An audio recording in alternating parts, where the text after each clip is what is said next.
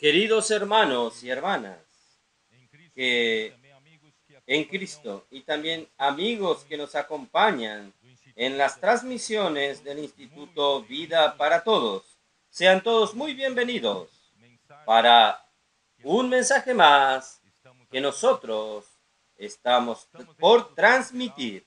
Estamos dentro del tema general, Cristo, el centro conector de la obra de Dios. Llegamos al mensaje número 15, la cruz o ascetismo. La lectura de la Biblia, Colosenses capítulo 2, versículos 20 al 23. Queridos hermanos, estamos muy alegres y vemos en nuestros días las cosas sucediendo de una manera que nosotros jamás imaginamos o pensamos.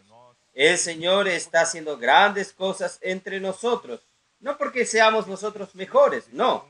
Nosotros somos lo despreciable de este mundo, somos las cosas locas de este mundo, pero el Señor ha usado a la manada pequeña que Dios le agradó darnos su reino. Y nosotros también en esta mañana aquí en la iglesia en San Pablo, en el auditorio, nosotros vimos la participación de varios adolescentes, también varios preadolescentes y también niños, aunque nuestros niños están en la sala de los niños, pero esto nos muestra que el Señor quiere envolver a todos, principalmente en el final de los tiempos. La fuerza tiene que ser total para la lucha por el reino de Dios, para que sea establecido el reino en esta tierra. Por eso, queridos hermanos, en el pasado nosotros no le habíamos dado atención a esta categoría de nuestros adolescentes y preadolescentes. Pero gracias a Dios, el Señor nos ha dado luz sobre esto y hoy nosotros vemos una fuerza muy importante para el ejército del Señor, para traer al Señor de regreso. Yo recordé cuando el pueblo de Dios, el pueblo de Israel salió de Egipto. Faraón intentó negociar varias veces con Aarón y Moisés de dejar salir solo parte del pueblo. Y al final Moisés y Aarón dijeron a Faraón, nosotros vamos a salir, no solo nosotros, los viejos, los jóvenes, los niños, también nuestro ganado, nuestro rebaño, nuestros bienes, para que nosotros sirvamos al Señor en camino de 3 días en el desierto, porque el Señor quiere todas las fuerzas de su pueblo para servirlo. Entonces, hoy es lo mismo. Nosotros no podemos prescindir de alguna parte de nuestra fuerza. Nosotros tenemos que salir para servir al Señor con nuestros bienes, con nuestro patrimonio, para ofrendar al Señor y también nuestros niños, nuestros adolescentes, preadolescentes y jóvenes, nuestros adultos también, nuestros hermanos de la mejor edad, de la tercera edad. Todos nosotros debemos servir al Señor. Estamos muy alegres con eso. Queridos hermanos, yo quería comenzar el mensaje diciendo lo siguiente, que infelizmente el hombre en su naturaleza caída tiene una tendencia de querer tener las cosas palpables, tener las cosas más visibles a sus ojos de esta tierra. Porque nosotros estamos acostumbrados, hermanos, a vivir tantos años en el plano terrenal, en el plano de la tierra, y nosotros nos acostumbramos a ver las cosas por nuestros ojos, ver las cosas visibles, y nosotros solo creemos cuando nosotros conseguimos ver. Pero gracias al Señor, el día en que nosotros creímos en el Señor Jesús, algo sobrenatural sucedió con nosotros. Nosotros entonces, cuando creímos en la palabra del Evangelio, que es la palabra de la verdad del Evangelio, nosotros recibimos una nueva vida. Cuando nosotros creímos en el propio Señor Jesucristo, Él entró en nuestro corazón y a través de nuestra fe en la palabra del Evangelio, nació algo dentro de nosotros que se llama nuestra fe.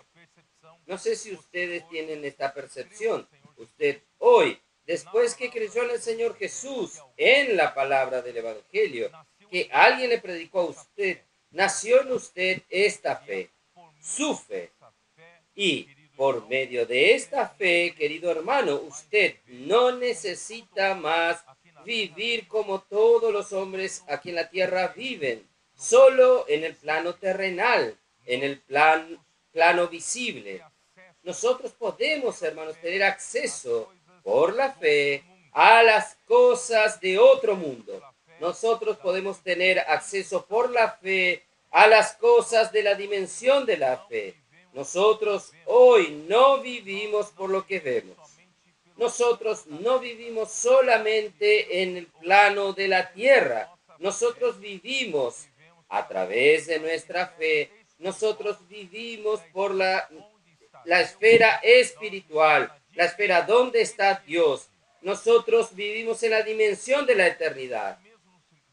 Pero infelizmente los cristianos que ya tienen este regalo de Dios que es nuestra fe, para que en todo tiempo podamos vivir por las cosas de la otra dimensión, pero por estar acostumbrados a vivir por tantos años en este plano visible, este plano de la tierra, nosotros aún tenemos una tendencia de volver a las cosas palpables de esta dimensión nuestra.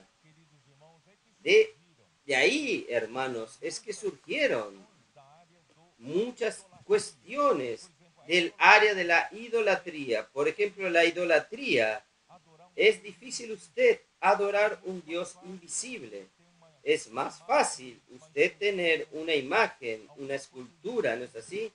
Algo visible para decir que este es Dios y usted adorar a Dios. El hombre siempre quiere algo palpable. Yo estoy usando esto, un ejemplo grosero, para dar entendimiento para ustedes como hombres que quieren las cosas palpables. Entonces, cuando el hombre no vive en la esfera de la fe, el hombre entonces comienza a buscar cosas para sustituir las cosas del área de la fe. Desde que llegó, hermanos, la fe, es porque llegó Cristo. Cuando llegó Cristo, hermanos, hasta la ley que sirvió en el Antiguo Testamento para el pueblo de Israel como un ayo, solo sirvió como un tutor para guardar al pueblo hasta la llegada de Cristo, hasta la llegada de la fe. ¿Y cuándo? Esto está descrito en Gálatas. Cuando llegó Cristo, cuando llegó la fe, hermanos, ya no tiene sentido el ayo de la ley. Porque la ley, hermanos, es más palpable para el hombre que vive en la esfera de la tierra. Y solo que la fe ya no es tan palpable para quien vive en la esfera de la tierra. La fe es palpable solo para quien vive en la esfera de la fe. Entonces, aún el hombre prefiere hacer obras para Dios.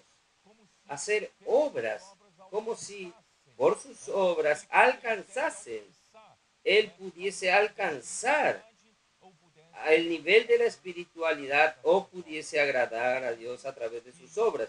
Por eso que Pablo nos dice que no es por el oír de la fe que recibimos el Espíritu, perdón. Es por el oír de la fe que nosotros recibimos el Espíritu. No es por las obras de la ley. No es cuánto usted hace para Dios. Es que usted alcanza algo para Dios. Infelizmente, esto está impregnado en nosotros. Por ejemplo, algunos cristianos, hasta algunos líderes cristianos, piensan que por su habilidad de predicar un buen mensaje, por su elocuencia, él puede estar haciendo la obra de Dios. Hermanos, la obra de Dios no es hecha en la esfera de la tierra, en el plano terrenal. La obra de Dios es hecha en la esfera del Espíritu. Y cuando es de la era del Espíritu, es a través de la fe, nosotros entonces tenemos acceso a las cosas. Allí donde está Dios, donde está Cristo, acceso a las cosas espirituales. Hermanos, ahí quien hace la obra es Dios, no el hombre con su capacidad humana. Pero infelizmente el hombre no aprende. Es difícil. Por eso, hermanos, es que surgen todos estos problemas tratados en el libro de Colosenses. Por falta de vivir por la fe. Vivir y la fe viene por la palabra. La fe no es algo abstracto, vacío, suelto en este mundo. La fe viene siempre por la palabra. Romanos capítulo 10, 17 dice, la fe viene por el oír y oír la palabra de Cristo. Entonces, ¿cómo surgió la primer fe en usted? Cuando usted oyó la palabra de la verdad del Evangelio. Esto está en Colosenses. Vamos a ver. Colosenses 1, versículo 5. Por causa de la esperanza que os está preservada en los cielos, de la cual ya habéis oído por la palabra verdadera del Evangelio. Hermanos, es la palabra de la verdad del Evangelio que usted, cuando usted oyó, produjo y creyó, produjo la fe en usted. Entonces, hermanos, versículo 4 dice, habiendo oído de vuestra fe en Cristo Jesús, quiere decir, nuestra fe surgió en el momento en que nosotros oímos de la palabra de la verdad del Evangelio y nosotros pasamos a tener esta fe en nosotros. Gracias a Dios, y esta fe está siempre basándose en la palabra de Dios. De ahí la importancia, hermanos, de la palabra profética. Nosotros tenemos la Biblia, que es la palabra de Dios, sin duda alguna y sin ningún error. Nosotros tenemos que vivir dentro del plan de la Biblia es la palabra de Dios, pero Dios usa la Biblia a través de su profeta o a través de su apóstol. Él habla con usted una palabra viva, que es la voz del Señor para aquel momento, y siempre basado en la palabra, logos de la Biblia, ¿es verdad?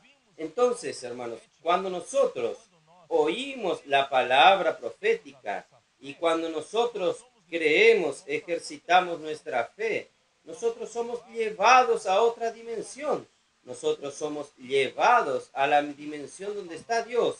Y ahí que la palabra comienza a operar eficazmente en quien cree. Esto está en 1 Tesalonicenses 2:13. Entonces, cuando nosotros creemos en la palabra profética, que es la palabra para aquel momento, la palabra opera. La palabra entonces hace la obra de Dios. Por tanto, hermanos, ponga esto en su cabeza de una vez por todas. No es por su capacidad humana que la obra de Dios es hecha. Yo tengo mucha habilidad para organizar, entonces la iglesia necesita de mucha administración y yo voy a usar mi poder de administración para ayudar a los hermanos y a la iglesia. Dios puede usar el don que Dios le dio a usted, a su habilidad, pero tiene que ser aplicada en la otra esfera, la esfera de la fe, en la esfera donde Dios está. Entonces, hermanos, los colosenses comenzaron por causa de la falta de esta claridad, comenzaron a apoyarse en la sabiduría humana, comenzaron a apoyarse en algunos que comenzaron a predicar los rudimentos del mundo. Cuidado, un cristiano no puede hacer esto, tiene que hacer aquello, ¿no es así?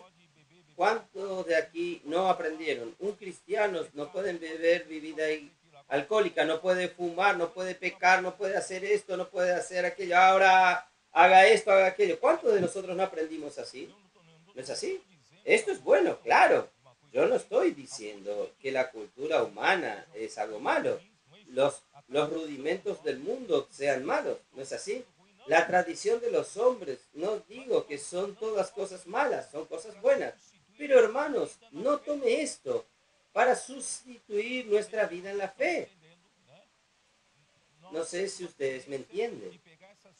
Nosotros tenemos una tendencia de tomar estas cosas buenas de la tierra y sustituir a Cristo. No pueden sustituir a Cristo. De ahí entonces surgieron a través de la cultura oriental, porque Colosos quedaba en Asia Menor. Ahí ya hace parte del continente asiático. No sé si ustedes saben, aquella parte hoy de Turquía, aquella parte de Constantinopla para el oriente, aquella parte ya es oriente. Entonces, la cultura oriental más la religión judía y más la filosofía griega formaron una serie de enseñanzas, filosofías que intentan sustituir a Cristo. Por eso que Pablo dice en Colosenses, Cristo es todo. Cristo tiene la primacía en todo. Él es el primero en la creación y Él es también el primero en la nueva creación. Él es el punto de conexión entre el hombre y Dios. Él es el punto de conexión de toda la creación. Nada sustituye a Cristo. Solo que los hombres, por no estar acostumbrados a vivir por la fe, no estar acostumbrados a vivir siguiendo la palabra profética, no viven en el Espíritu. Entonces necesitan de algunas cosas de la cultura de la tierra, de las cosas de la tierra para tomarse. Esta cultura, esta filosofía ahí comienza a surgir el embrión del gnosticismo. Yo estaba explicando a los hermanos antes de la reunión para un grupo de hermanos que estábamos orando. Yo les dije a los hermanos que la mitología griega viene de muy antiguo. ¿Por qué? Porque en la ignorancia las personas no saben de dónde surgen las calamidades principalmente naturales. Tormenta, tornados, terremotos, inundaciones, tempestades, que muchas veces llegan al momento errado, destruyen toda una plantación. La sequía, quiere decir los hombres, los griegos, colocan esto en la cuenta de diversos dioses y que estos dioses, cada uno de ellos controla una especialidad. Dios del trueno, Dios que cuida de la agricultura, Dios que cuida del amor, Dios que cuida de la enfermedad, Dios esto, Dios aquello. Entonces las personas tienen que agradar a Dios, que cuida específicamente de aquel punto. Los agricultores entonces tienen que ofrecer sacrificios para agradar al Dios de la agricultura, para que pueda tener una buena cosecha, ¿entienden? Entonces ellos colocaban esto todo en la fatalidad de los dioses. Ahí vienen llegando, al pasar el tiempo, comienzan a surgir hombres más sabios, los sabios entre los hombres. Ahí comienzan a descubrir, no podemos colocar todo sobre los dioses, nosotros tenemos que buscar a través de la filosofía por las respuestas para estas cosas. De ahí surgieron la filosofía griega, ¿ustedes entienden? Entonces la filosofía griega viene en búsqueda de respuestas para los cuestionamientos que el hombre tiene. ¿Cuál es la razón de la existencia humana? ¿Por qué el hombre sufre tanto? ¿Por qué la vida humana está llena de tantas tribulaciones? Entonces el hombre principalmente, esto es algo que el hombre no entiende. Entonces, con esta mezcla en la iglesia, comenzaron a surgir este embrión del gnosticismo que dice así: porque el hombre sufre por causa de la materia, por causa que el hombre tiene un cuerpo, que es un cuerpo material, que es carne. Y la carne es la razón de todos nuestros sufrimientos. La carne es la culpable de nuestro sufrimiento. Entonces, ¿de ahí qué produce entonces? El gnosticismo surgió allí, que se afirmó en el siglo II. De ahí, entonces, en el primer siglo del tiempo de Pablo, ya tenía esta manera de hablar, que el hombre entonces, algunos, tienen que no vivir por el sentido de la carne, sentidos del cuerpo. Tienen que aprender a vivir de acuerdo con el conocimiento elevado superior. Este conocimiento no es un conocimiento mental, no viene por los libros, es un conocimiento espiritual, entre comillas, un conocimiento superior, místico, que pocos alcanzan este nivel, y estos pocos que alcanzan estos niveles parece que dejan los sufrimientos de la carne, los sufrimientos del cuerpo. Por eso muchos anhelan a llegar a este nivel. Allí viene entonces, hermanos, predicar esto también en la iglesia. Esto para sustituir a Cristo. Y de entre este tipo de hablar surge también el ascetismo. ¿El ascetismo qué es? El ascetismo es entonces, ya que la carne es la culpable de todos nuestros pecados, todos nuestros problemas, entonces vamos a maltratar la carne, nuestro cuerpo. Ahí comienza toda aquella cuestión de autoflagelarse, comienza la cuestión de privar al cuerpo de sus necesidades básicas, por ejemplo, hermanos, no permitir que duerma, que el cuerpo descanse. Voy a dejar mi cuerpo que esté exhausto, castigarlo, y quien siga, yo así consiga vencer las concupiscencias de la carne. Ahí viene, hermanos, ahí viene. Infelizmente, existen estos pensamientos en las prácticas de las vigilias. Yo no estoy diciendo que no se deban hacer vigilias, si esto viene del espíritu, pero hermanos, muchas de estas vigilias vienen de este sentimiento, de este principio de privar al cuerpo del sueño para que yo pueda vencer al pecado. O ayunos.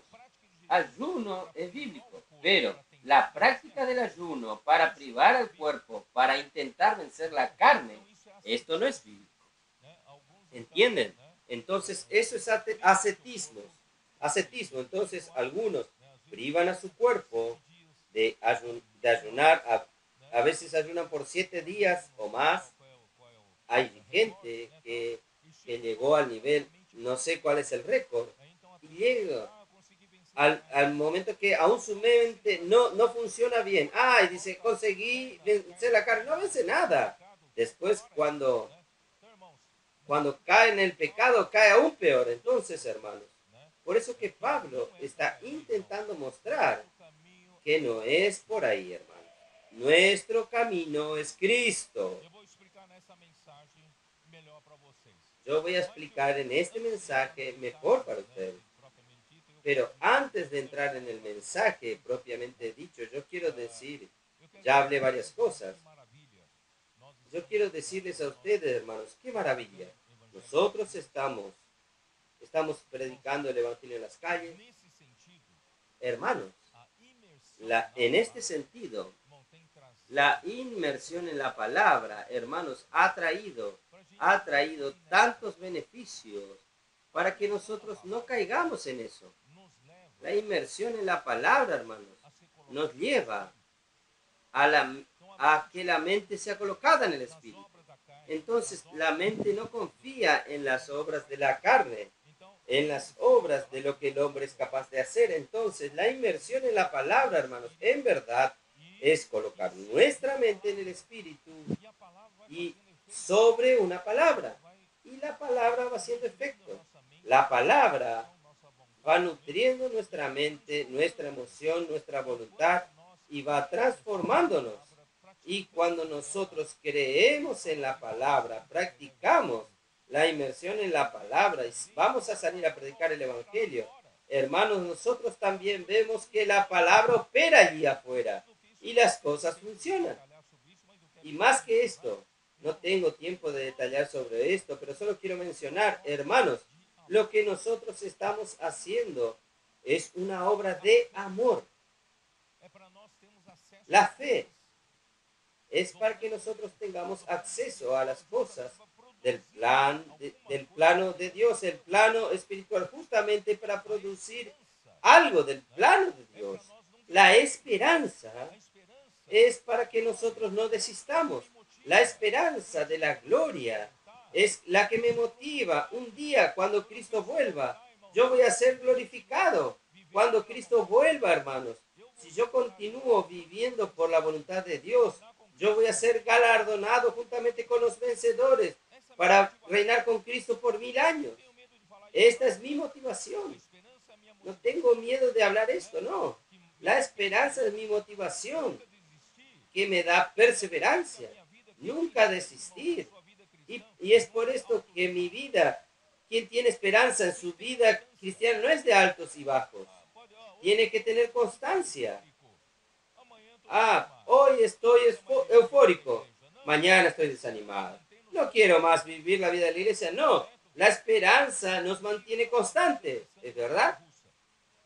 No viva una vida cristiana de montaña rusa. De repente está allá eufórico, allá arriba, y después está abajo en el abismo. No, nuestra vida es llena de esperanza. Pero la fe y la esperanza es para producir ¿qué? Un día. La fe también no habrá más necesidad. ¿Saben? Cuando venga Cristo, cuando nosotros seamos acoplados a Dios, no necesitaremos más de la fe, estaremos en la propia realidad de la fe, y la esperanza también no vamos a necesitar más. Ya estaremos con Dios, con Cristo en Dios. Entonces lo que va a quedar, lo que queda para la eternidad es el amor. Ahí todo lo que estamos haciendo hoy es para producir el amor.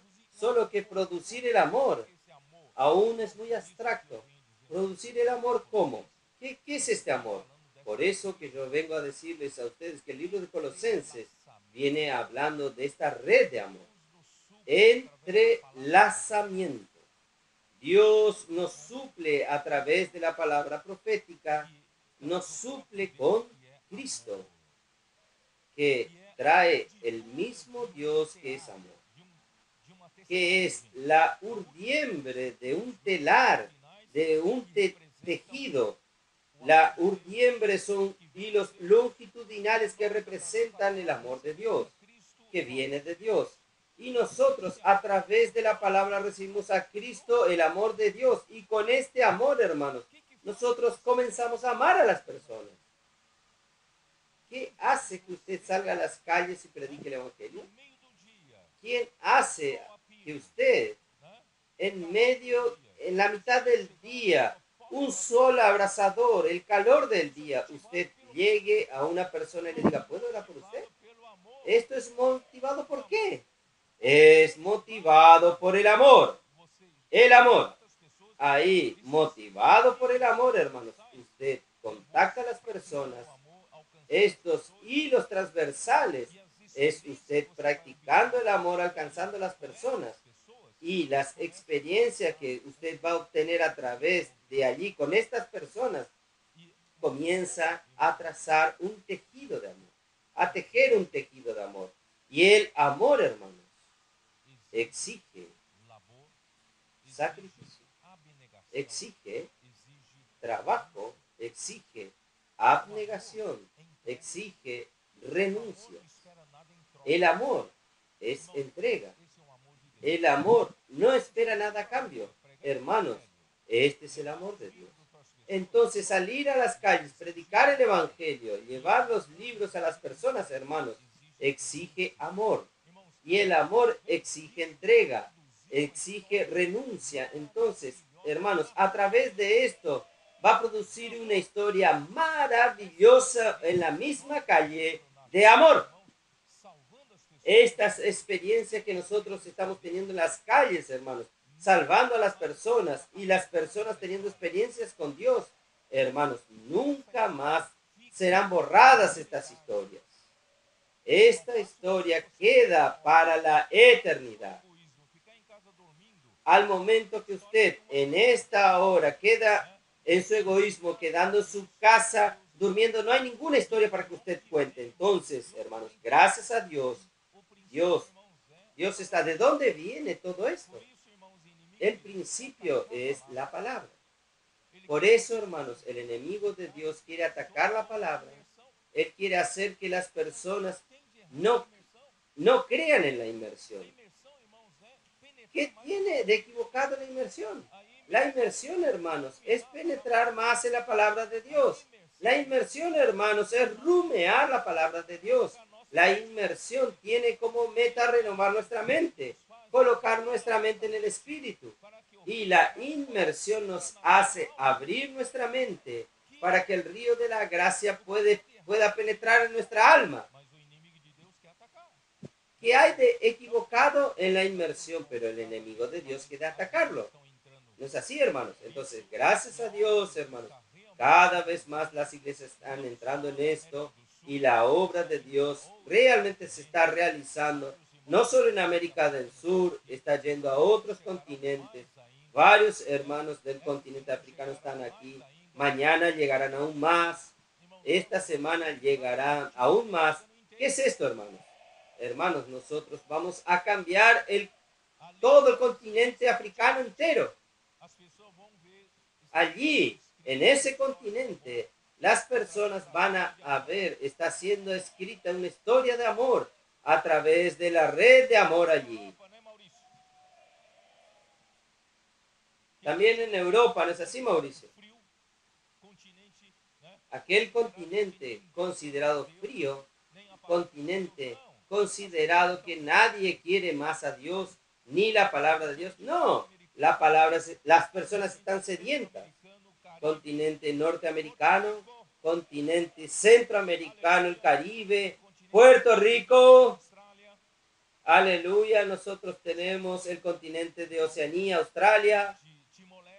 Llegarán aún algunos de Timor del Este, cuando nosotros entremos en Asia, por el sudeste asiático, y gracias al Señor, algunos hermanos que vinieron de Corea están aquí. Hermanos, gracias a Dios. Lo que yo soñaba, gracias a Dios. Hay ya 2 jóvenes, hay un hermano más maduro aquí, ya salió fuera de la caja, y hay 2 hermanos más jóvenes, están dispuestos a hacer colportaje allí en Corea. ¿Y quién está haciendo esta obra? Si estuviésemos en el plano terrenal, hermanos, estas cosas no sucederían nunca. No tenemos capacidad para hacer esto.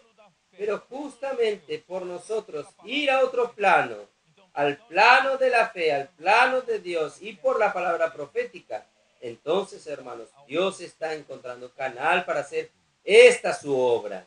Esto está alcanzando a todo el mundo. El Señor está volviendo. Muchos cristianos están desapercibidos. Están viviendo como en los días de Noé, comiendo, bebiendo, cansando, dándose en casamiento como si nada sucediese. La venida del Señor está a las puertas. Está bien, voy a volver al mensaje. ¿Está bien? Oh, Señor Jesús. Porque hoy ya comenzó tarde. Yo voy a entonces leer lo que preparé para ganar un poco más de tiempo. Ascetismo hace parte de los rudimentos del mundo que Pablo habla en Colosenses. Ascesis o ascesis en griego significa el ejercicio espiritual. Entonces, los ascéticos consideran la práctica del ascetismo como un ejercicio espiritual para librarse de las concupiscencias de la carne. Un gran engaño.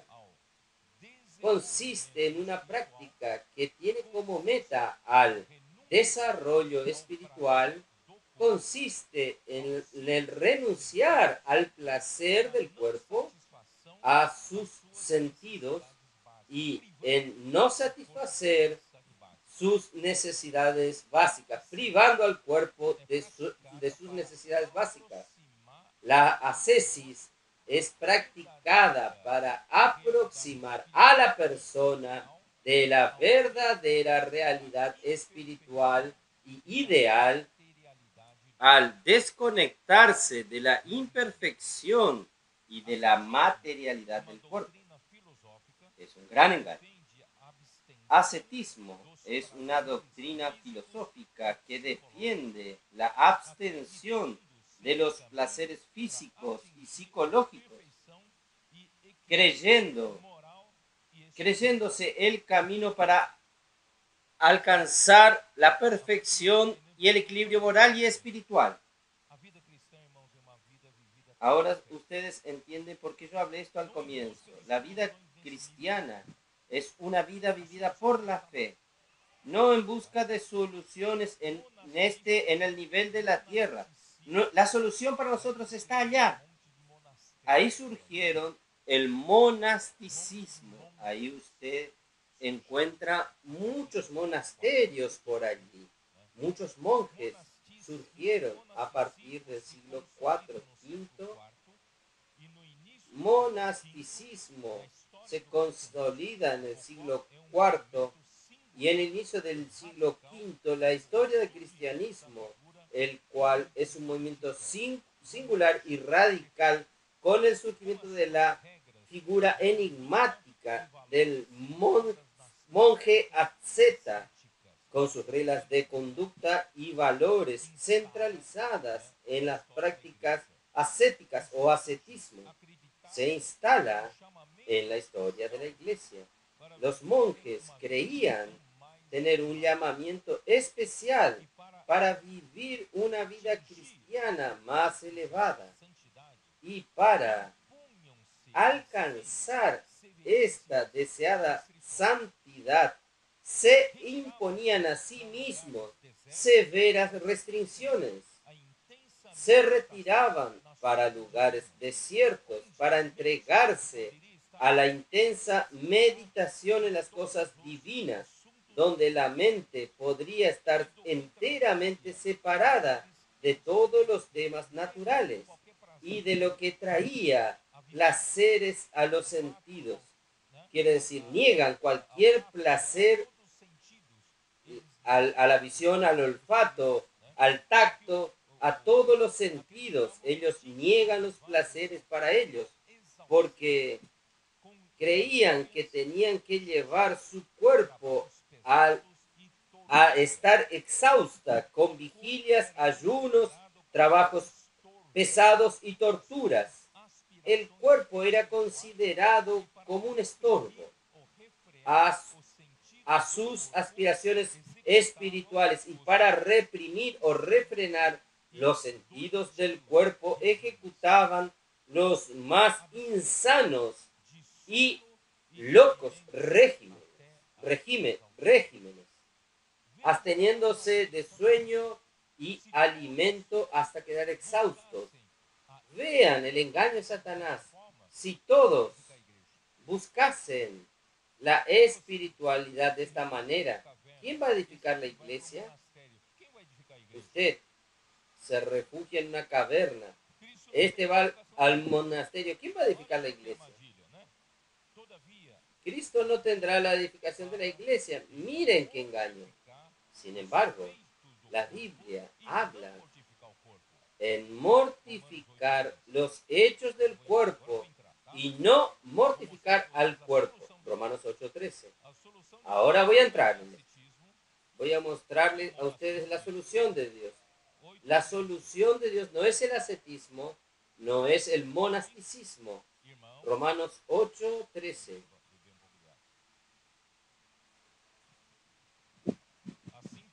Déjenme beber un poco de agua. Así que, hermanos, deudores somos, Romanos 8:12, no a la carne, para... Estoy leyendo el versículo 12. No a la carne, porque si vivís conforme a la carne moriréis, mas si por el Espíritu hacéis morir las obras de la carne, no es mortificar al cuerpo, mortificar las obras de la carne, viviréis. Hermanos, el camino de Dios no es mortificar al cuerpo, porque Dios quiere usar nuestro cuerpo. Sin nuestro cuerpo, ¿quién va a predicar el Evangelio? Sin nuestro cuerpo, ¿quién va a hacer el trabajo de Dios? Sin nuestro cuerpo, ¿quién va a edificar la iglesia? Hermanos, Dios quiere que mortificar los hechos del cuerpo y para que usted pueda vivir para Dios. Porque todos los que son guiados por el Espíritu de Dios estos son hijos de Dios. Lo que tenemos que aprender, hermanos, es a ser guiados por el Espíritu de Dios. Pero a donde yo quiero llegar, hermanos, Dios preparó una solución para este problema angustiante de nuestra carne. La carne realmente es la carne del pecado. La carne lleva al hombre a pecar. ¿Cómo librarse de la carne? Hermanos, no es maltratando al cuerpo. No es intentando matar al cuerpo. No. Es mortificar los hechos del cuerpo. ¿Y cómo mortificar los hechos del cuerpo? Ahora voy a traer la solución de Dios para ustedes. Pero primero quiero decirles a ustedes que el cuerpo no es odiado por Dios, es por el contrario. Dios quiere nuestro cuerpo. 1 Corintios 6:15.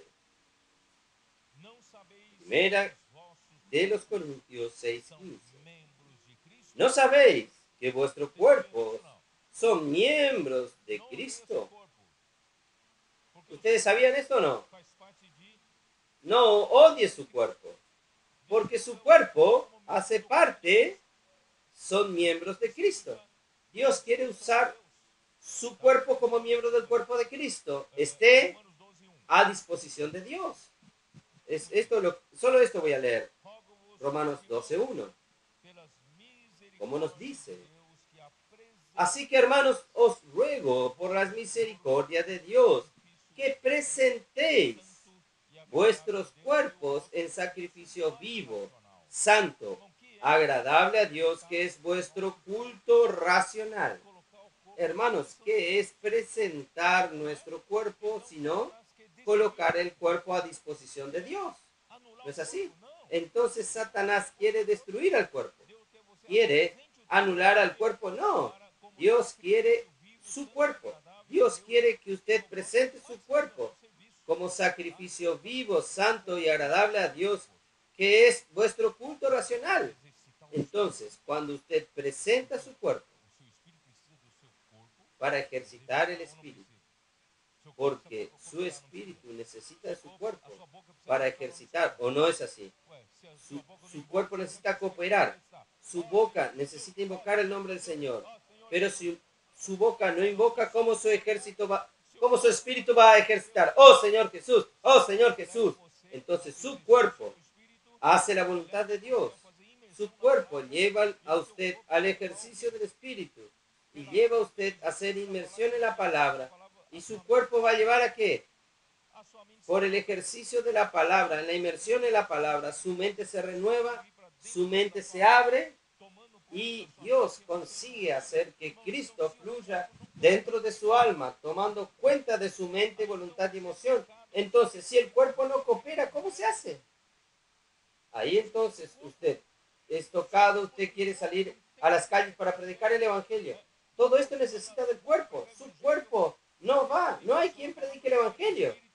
Usted va a las calles a predicar el Evangelio, ya después de inmerso en la palabra, lleno del Espíritu, sabiendo lo que Dios quiere de usted, usa la palabra profética, gana a las personas, salva a las personas del suicidio o de un matrimonio destruido, etcétera, etcétera. Todos los días vemos milagros. ¿Qué va a suceder? Usted está entendiendo la voluntad de Dios. Usted comienza practicando esto, de que usted va a entender. Usted comienza a entender cuál es la buena, agradable y perfecta voluntad de Dios. Y servir de esta manera es el servicio más racional. que estar solo en su casa, orando y leyendo la Biblia y no salir a las calles. No es así, hermanos. Entonces, gracias al Señor estamos encontrando el camino. Oh, Señor Jesús.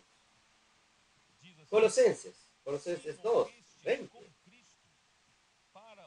Nos dice así. Pero si habéis muerto con Cristo a los rudimentos del mundo, ¿por qué como si vivieseis en el mundo os sometéis a preceptos?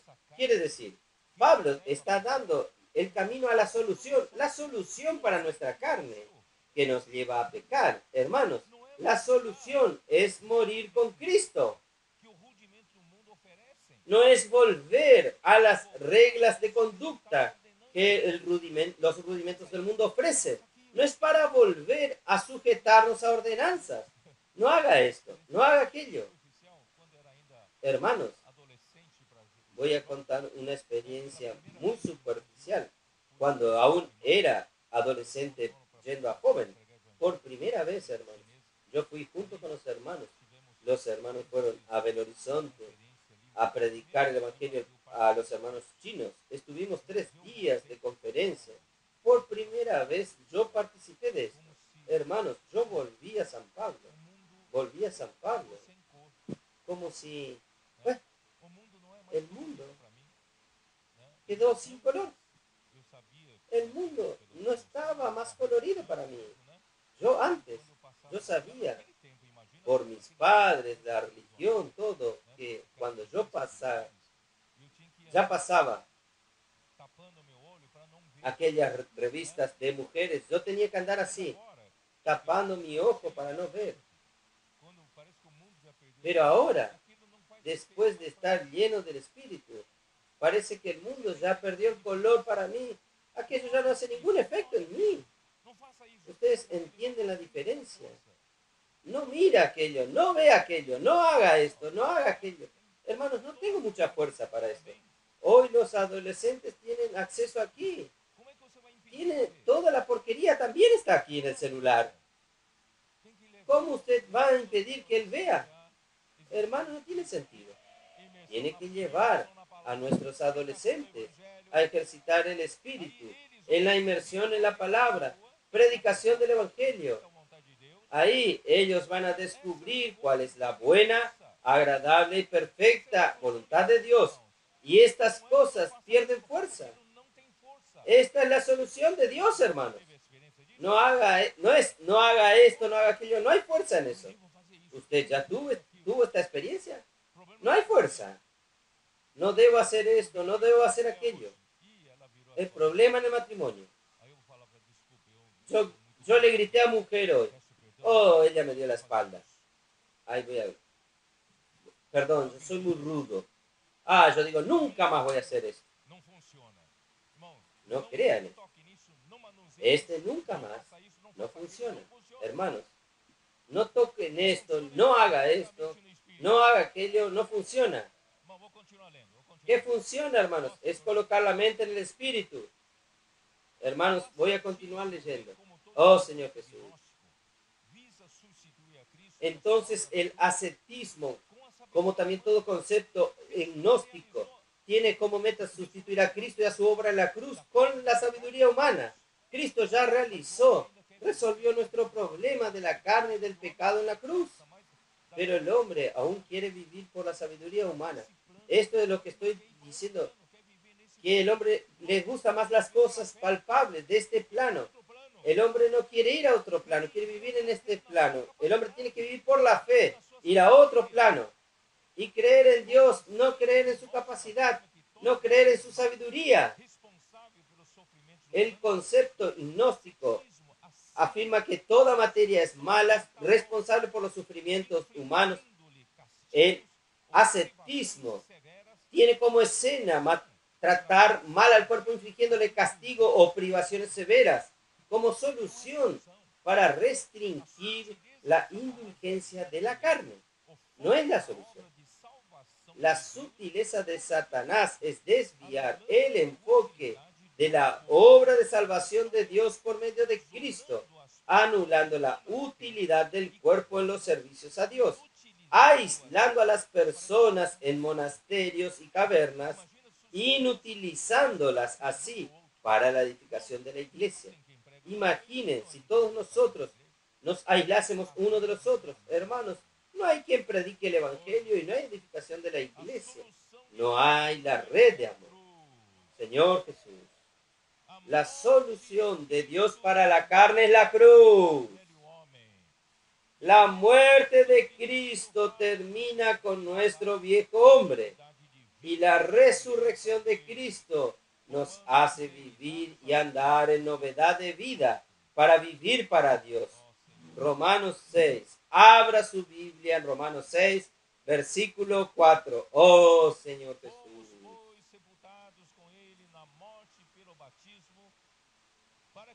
Porque somos sepultados juntamente con él para muerte por el bautismo, a fin de que como Cristo resucitó de los muertos por la gloria del Padre, así también nosotros andemos en vida nueva. Hermanos, esto sí nos lleva a andar ¿en qué? En un nivel superior que el hombre no consigue llegar. La verdadera superioridad no está en el gnosticismo, no está en pocos iluminados que consiguen vivir una vida más libre de la carne, aún en el plan de la tierra. No es esta la solución. Nosotros podemos vivir en novedad de vida, de la vida de Dios en la otra esfera. ¿Por qué? Versículo 5. Porque si fuimos plantados juntamente con él en la semejanza de su muerte, así también lo seremos en la de su resurrección. Versículo 7. Sabiendo esto, que nuestro viejo hombre fue crucificado. No es que va a ser, ya fue crucificado juntamente con él, nuestro viejo hombre, para que el cuerpo del pecado sea destruido, a fin de que no sirvamos más al pecado. Si usted quiere destruir, hermano, su cuerpo, no destruya su cuerpo aquí. Cristo ya destruyó el cuerpo del pecado, aquel cuerpo de la carne que peca. Él ya lo destruyó para que no sirvamos más al pecado como esclavos. Por más que usted practique el ascetismo, usted haga vigilias todas las noches, no deje su cuerpo que duerma.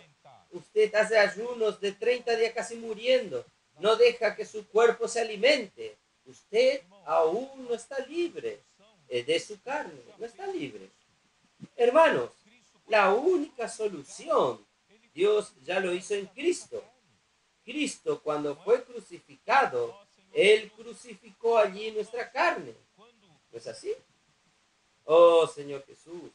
Entonces, hermanos, versículo 3 dice así. ¿O no sabéis que todos los que hemos sido bautizados en Cristo Jesús, hemos sido bautizados en su muerte? Quiero explicar este versículo rápidamente. ¿Cuándo usted fue bautizado? ¿Sabía que en el momento que usted aceptó a Jesús, en el momento que usted creyó en Jesús, el Espíritu te bautizó? ¿Usted sabía eso? Cuando usted creyó en Jesús, el Espíritu le bautizó. ¿Sabe por qué? El Espíritu lo quitó a usted de un ser individuo, de un hombre caído, y el hombre te colocó para ser un miembro del cuerpo de Cristo. Quiere decir, cuando Él te bautizó, cuando usted creyó, el Espíritu ya te bautizó, es invisible, usted no vio, ya lo bautizó usted, usted ya se tornó un miembro del cuerpo de Cristo porque Él te bautizó para dentro del cuerpo. De ahí, el bautismo en las aguas, hermanos, es un testimonio exterior que usted da de una realidad espiritual que sucedió en el momento que usted creyó. Por eso que nosotros somos bautizados por las aguas, hermanos, como un testimonio de que yo ya fui bautizado para dentro del cuerpo de Cristo por el Espíritu.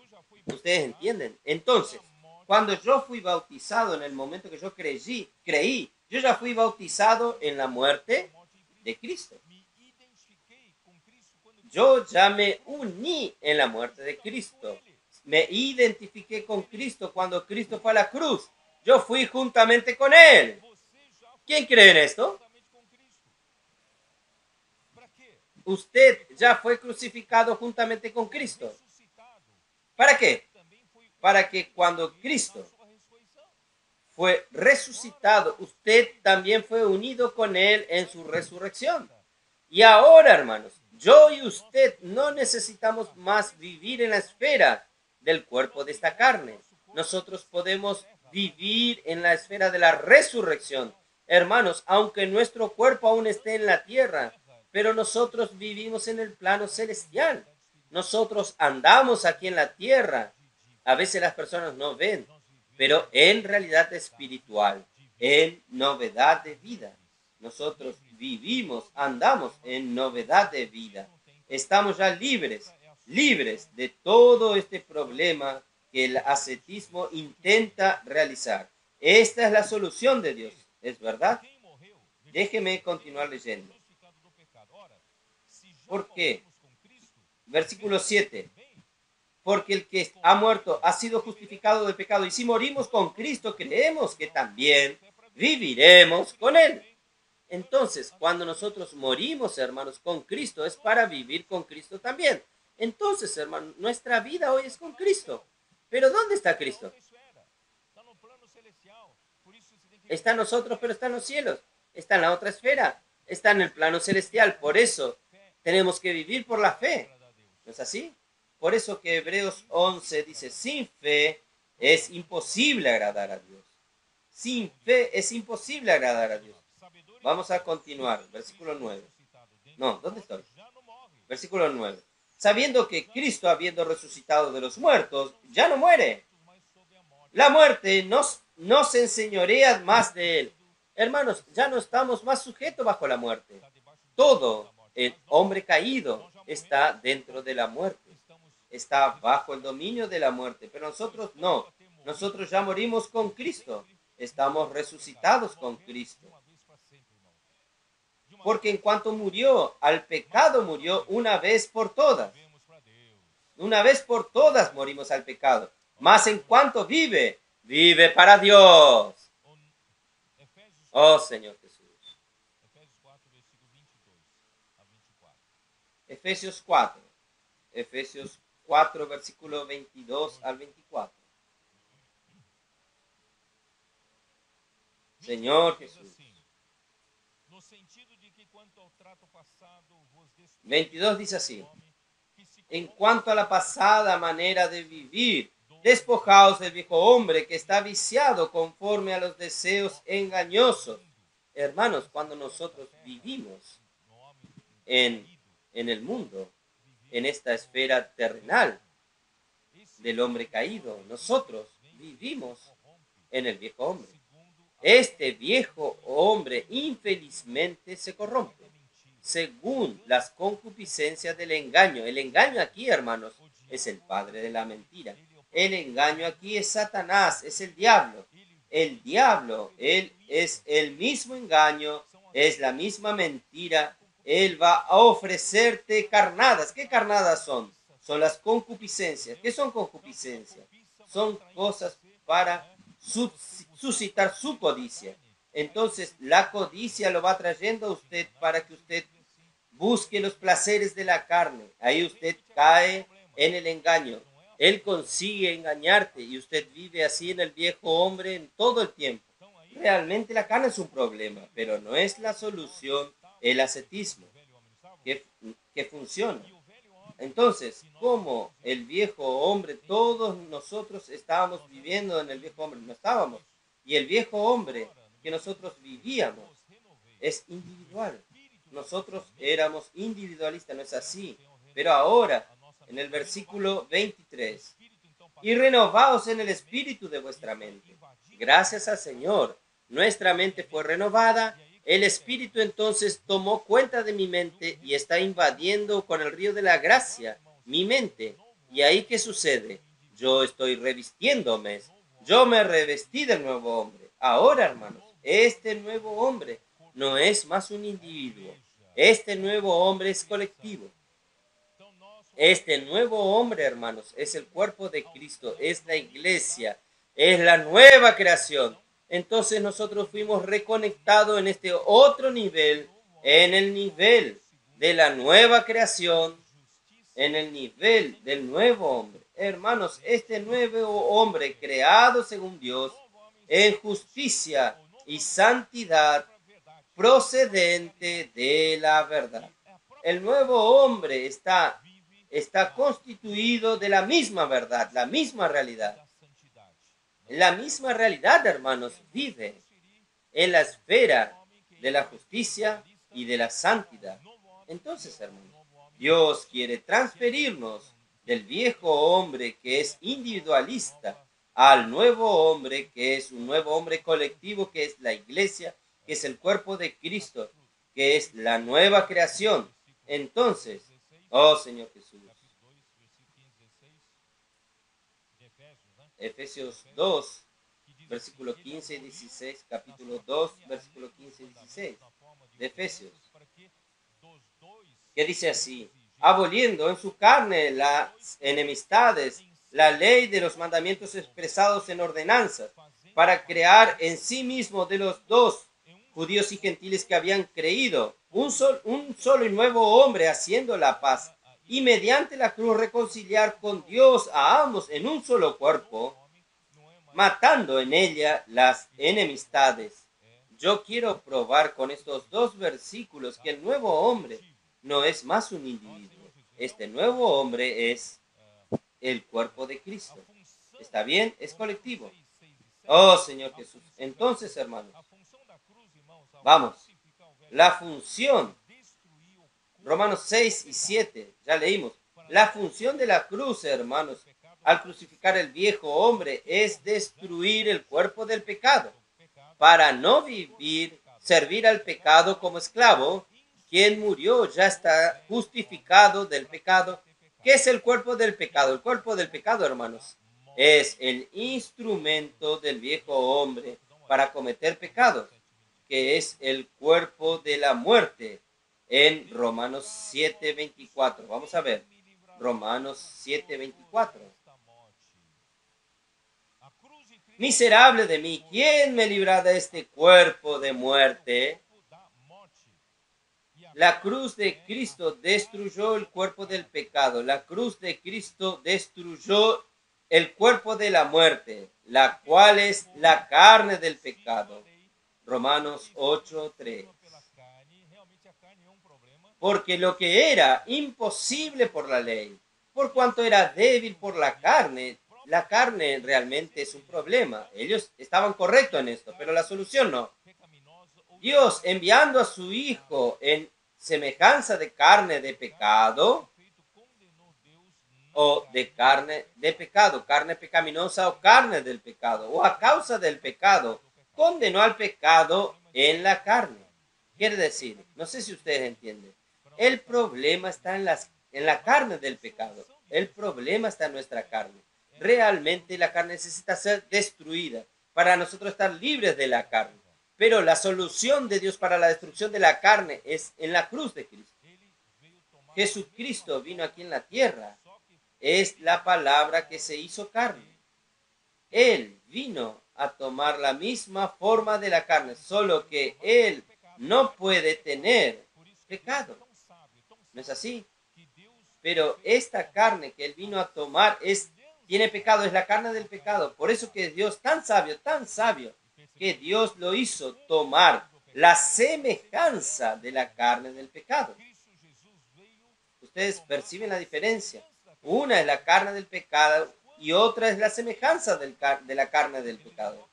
Cristo Jesús vino a tomar la semejanza de la carne del pecado, pero cuando Él fue a la cruz, Él llevó la carne. ¿Entendieron? Él llevó la carne y Dios entonces condenó al pecado en la carne. Oh Señor Jesús, entonces esta es la solución de Dios. Entonces, Primera de Corintios 6. Vamos a leer primero Romanos 6:13. Dios quiere usar nuestro cuerpo. Debemos ofrecer nuestros miembros del cuerpo a Dios. vamos a ofrecerlo. No haga como los ascetas de querer destruir el cuerpo.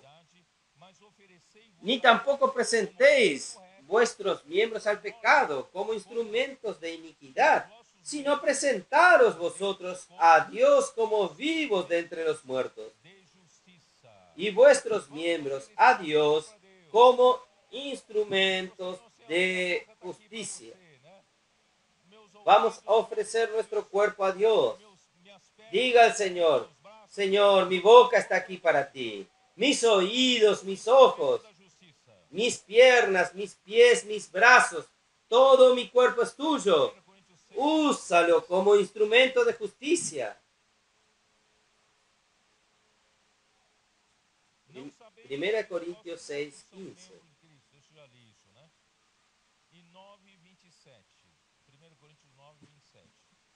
¿No sabéis que vuestro cuerpo son miembros de Cristo? Ya leí esto. Primera Corintios 9:27. Sino que golpeo mi cuerpo y lo pongo en servidumbre, no sea que, habiendo sido heraldo para otros, yo mismo venga a ser eliminado. Algunos entienden golpear el cuerpo el ascetismo. No es fuera de todo contexto. Esto significa que yo tengo que hacer con que mi cuerpo trabaje para Dios. Mi cuerpo, por ser parte de mi hombre natural, yo necesito hacer que mi cuerpo obedezca al Espíritu. Porque Pablo dice así, versículo 23. Y esto hago por causa del Evangelio, para hacerme compartícipe de él. ¿No sabéis que los que corren en el estadio, todo a la verdad corren, pero uno solo se lleva el premio? Corred de tal manera que lo obtengáis. Quiere decir, cuando Dios necesita de mí que vaya a las calles, yo voy a hacer que mi cuerpo obedezca a Dios. Aunque mi cuerpo necesita descansar, aunque mi cuerpo prefiere estar viendo televisión, pero yo golpeo mi cuerpo en este sentido, haciendo que mi cuerpo obedezca a Dios y haga la voluntad de Dios. Ahí, hermanos, ahí el pecado no tendrá más dominio sobre nosotros. Ya leí eso en Romanos 6:14, porque no estamos más bajo la ley, sino bajo la gracia. Entonces los falsos maestros quieren llevar a los colosenses de regreso a la práctica de la ley, con sus ritos, ceremonias y dietas. Colosenses 2, 16, 17, ya leímos. Colosenses 2, 16, 17. Nadie os juzgue en comida o en bebida, o en cuanto a día de fiesta, luna nueva, o día de reposo. Todo lo cual es sombra de lo que ha de venir, pero el cuerpo es de Cristo. Ahí 20 al 22. Ya voy avanzando un poco aquí. Pero si habéis muertos con Cristo en cuanto a los rudimentos del mundo, porque como si vivéis en el mundo os sometéis a preceptos, tales como no manejéis, ni gustéis, ni aun toques, en conformidad a mandamiento y doctrina de los hombres, cosas que todas se destruyen con el uso. Usted puede intentar de no tocar esto, no hacer aquello, y traer de regreso, como ellos traían toda la práctica de la ley con sus ritos y también sus ceremonias y dietas. Puede comer esto, no puede comer aquello. Hermanos, todo esto con el tiempo se destruye, termina, no es por ahí.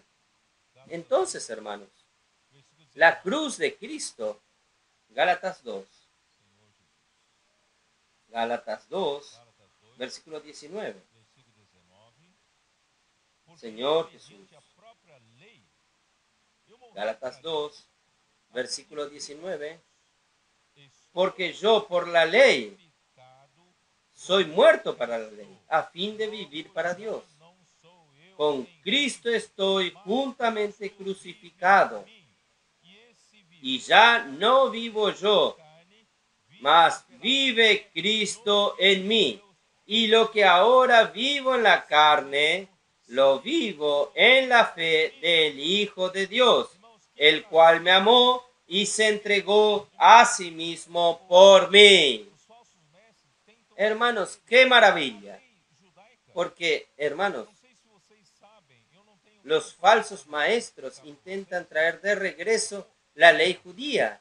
No sé si ustedes saben, yo no tengo tiempo en esta mañana de explicarles a ustedes cómo el ceremonialismo judaico trajo mucha influencia en la historia de la iglesia en estos primeros años, en estos primeros siglos. Y esto se desarrolló con la iglesia en Tiatira en lo máximo. Y traer de regreso ceremonias, ritos. ¿Sabe qué eran aquello? Porque en aquel tiempo, en los primeros siglos, ellos tenían que ganar a los paganos. La mayoría de los gentiles eran de las naciones paganas. Y el paganismo tenía sus ritos, ceremonias y templos, adoración a los dioses falsos, llenos de pompa, vestimentas diferentes, sacerdotes paganos tenían vestidos diferentes. Entonces, ¿qué trajo? El cristianismo, la historia de la iglesia trajo estas cosas del Antiguo Testamento, de los judíos. ¿Para la iglesia para qué? Para impresionar a los paganos, para decir a los paganos, nosotros tenemos aún templos mayores. Si ustedes ven hoy aquellos templos, usted va en Europa, aquellos templos de más de 40 metros de altura, de torre, allá arriba, cuando usted entra, usted parece pequeño, para mostrar, en verdad, estos templos son para mostrar ¿qué? Para mostrar la grandiosidad de la religión. Entonces el hombre queda pequeño, queda subyugado. En segundo lugar, toda aquella pompa de la ceremonia para impresionar a los paganos, de que vamos a dejar nuestro paganismo, es tan pequeño, tan despreciable. Esta nueva religión es algo grande, suntuosa, y los que ofician como sacerdotes allá adelante son bien vestidos con ropas lindas, doradas, de mucho color. Entonces, hermanos, los primeros siglos esto atrayó a muchas personas a la iglesia. Hermanos, no es por ahí, ¿no es así? No es por ahí. Entonces, oh Señor Jesús, esto introdujo muchas ceremonias en la iglesia como si fuesen a atraer a las personas. Nosotros tenemos que atraer con Cristo, con la palabra de Dios. ¿No es así? Por eso, hermanos, ¿cuál es la solución hoy, hermanos? ¿Cómo nosotros conseguimos realmente vivir una vida cristiana que vence al pecado, que vence la fuerza de la carne, que vence la esclavitud de las concupiscencias de la carne? ¿Cuál es la solución? Romanos 12:2.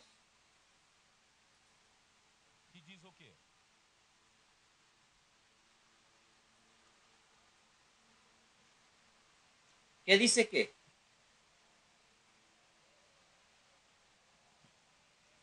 Perdão, errei de capítulo. Romanos 8,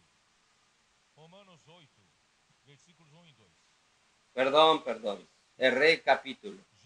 Romanos 8, versículo 1 y 2. Ahora pues, ninguna condenación hay para los que están en Cristo Jesús. Quien está en Cristo Jesús, hermanos, ya estamos libres de la carne. Y cómo en la práctica conseguimos vivir realmente esta realidad. Versículo 2. Porque la ley del Espíritu de vida en Cristo Jesús me ha librado de la ley, del pecado y de la muerte. Hermanos, ¿cómo nosotros conseguimos experimentar esto en nuestro día a día? Entonces voy a hablar bien rápidamente. El proceso que Cristo pasó para librarnos de la ley del pecado y de la muerte fue, voy a hablar bien brevemente, encarnación, vivir humano, la crucifixión, resurrección y ascensión. Cristo tuvo que pasar por todos estos procesos. ¿Para qué? Para tornarse un espíritu, el espíritu de vida. Y cuando Cristo fue glorificado por el Padre, que lo resucitó de entre los muertos. Versículo 20. Vamos a ver Lucas 24. Porventura, Lucas 24, Cristo padecesse, versículo 26. entrasse na sua glória. Irmãos, aqui está a prova. No era necesario que Cristo padeciera estas cosas y entrara en su gloria. Hermanos, aquí está la prueba de que Cristo murió y en la resurrección, cuando Dios lo resucitó, Él entró en la gloria del Padre. Entonces, fue dado, ahí fue dado como el Espíritu que habían de recibir los que creyesen en Él. Esto está en Juan 7:39, ¿recuerdan? Juan 7:39, ¿qué nos dice?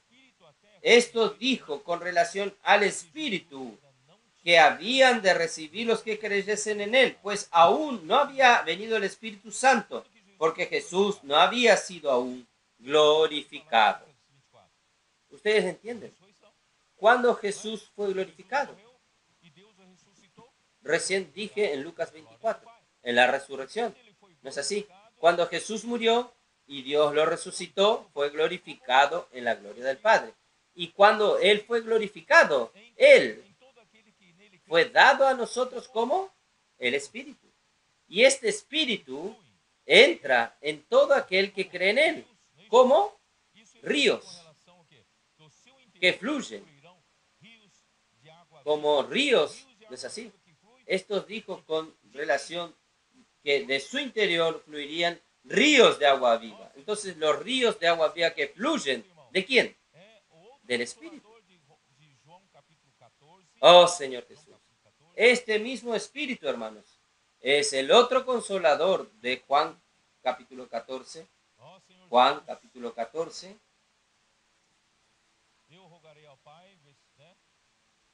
Oh Señor Jesús.